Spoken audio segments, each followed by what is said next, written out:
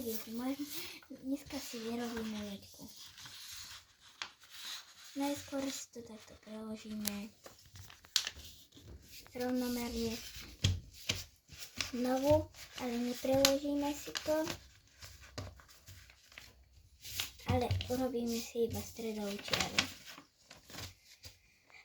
Potom takisto z vonkajšej strany neurobíme striežku, ale z tejto, aby sa nám dala pokračovať. Takže hotová striežka.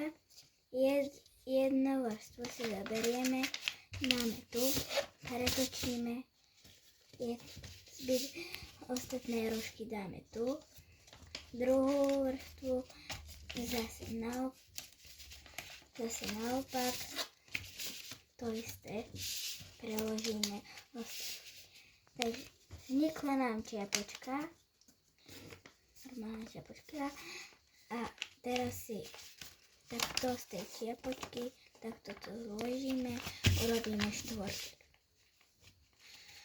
No, zase z dvoch už vrstiev si preložíme takto a zase aj z druhej strany.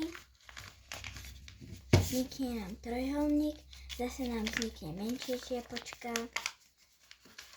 a zase štvorček, ale už nerobíme nič, len to pomaly roztvoríme. Vznikne nám toto, robíme toto, vajíčka.